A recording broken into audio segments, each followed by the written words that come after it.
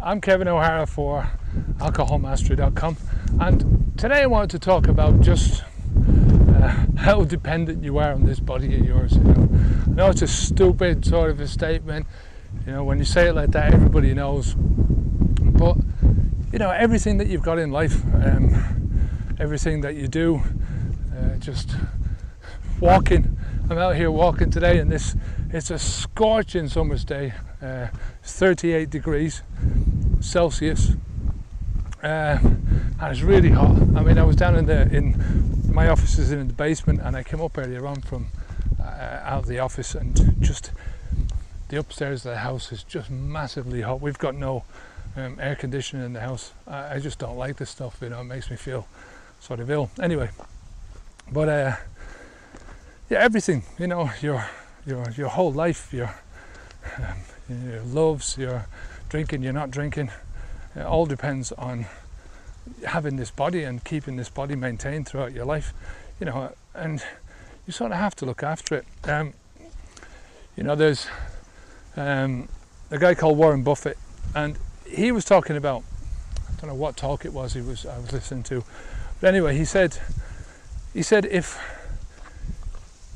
we were all given a car when we're young, say you pass your driving test and you're given this car first day you pass your driving test, and that's it, right? For the rest of your life, you're told that this is the only car that you're ever going to get, right? You've got to keep this car for the rest of your life. What would you do? You'd look after it, wouldn't you? You'd park it in a garage, you'd make sure that it got its regular checks. You'd be obsessive about this thing, because you'd be taught how to do this. The people that came before you would say, well, learn by other people's mistakes. These guys here, they didn't look after the cars, and look where they are now. They've got no car. They're having to take public transport everywhere, or all they've got is a bicycle. So they'd say, well, in order to maintain this car for the rest of your life, you've got to put it inside into a garage. You've got to give it waxes so that the paintwork doesn't get destroyed. So that when it's raining, you have to do this with it, and after a rain, you have to do that with it. When it's really sunny, you have to do this and that. You have to change the oil every so often. You have to change the spark plugs and the filters, and you have to look after the seats with this product. There'd be so many different things that you'd have to do on a regular basis just to maintain that car for the rest of your life. And the reason he was telling this was, you can probably guess, he was talking about the human body, right? That we're only actually given one body, and that body has got to last us for the rest of our lives, And sadly, our diseducational system doesn't teach us how to look after that body. I mean, when I was growing up in school, we had school dinners, and the school dinners comprised of chips and I can't even remember some of the stuff. I don't even want to remember. It was that bad, so we're not taught anything in schools.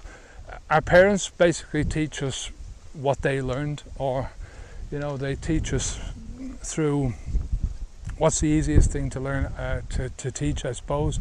We learn through following examples. We learn through following what these people are doing, what our parents are doing, what our teachers are doing, what our peers are doing, and it's something that you have to take responsibility for yourself, regardless of whether you're 20 or whether you're 60 or 70.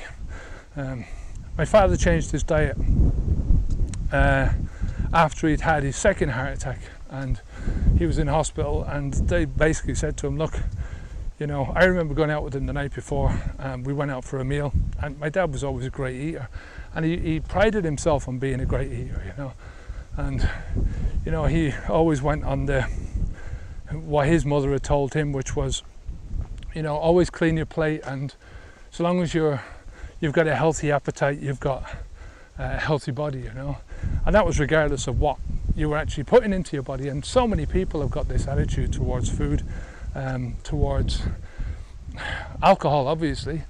I mean, alcohol for me is the biggest one. You know, I see this. I stopped drinking, as you all know, 3.5 years ago. 3.5 years now at the end of June, the end of this month. But I'm open every single day to stories of people who, you know, through one aspect or another, are suffering from the alcohol that they've put into their body, right?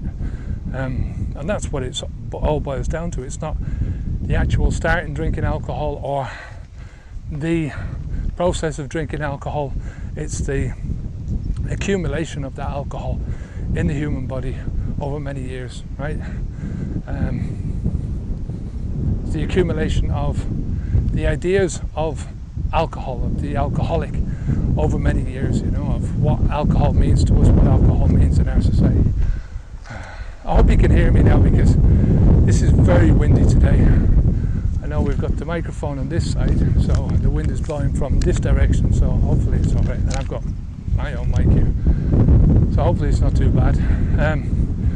But anyway, that's all I wanted to say really was, you know, just it's your responsibility to look after your own body, because nobody else is going to do it, right? You know, and every drop of alcohol that you put into your body is not reversing anything. It's not helping you. It's, you know, doing more and more damage.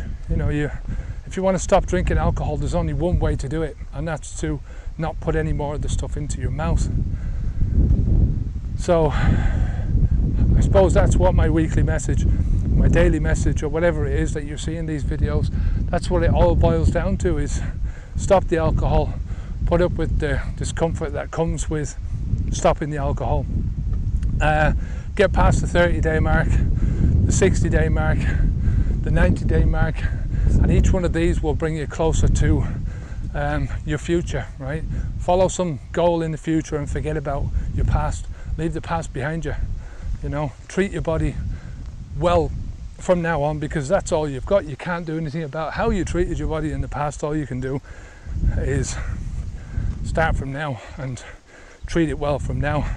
If you don't know how to treat your body, that should be your number one priority, is to learn how to do that, because this is your vehicle through life. It's the only thing that you've got. Once that is knackered and screwed, you're screwed basically, you know. Once your body goes, that's the end of your world. It's the end of your life. It's the end of your world, the end of your existence. Whatever, you know. I don't know whether that is the end of your existence or not, but that's a different story. That's down to something different. So look, if you have any questions, any comments, leave them down below. If you want to come over to the website, we've got the audio of this, and the transcription will be also on the website. There's also going to be a free video course, and the books, if you want to come over there. Just a few things on teaching you how to just different ways of looking at the future, looking at relaxation and stress. So that free video course is going to be up within the next week or two. Now this video, by the time we get this up, it might be still up at the time, but just come over to the website and you'll see it in the sidebar. So until next time, keep the alcohol out of your mouth, stay happy, stay strong. I'm Kevin O'Hara for Alcohol Mastery, onwards and upwards.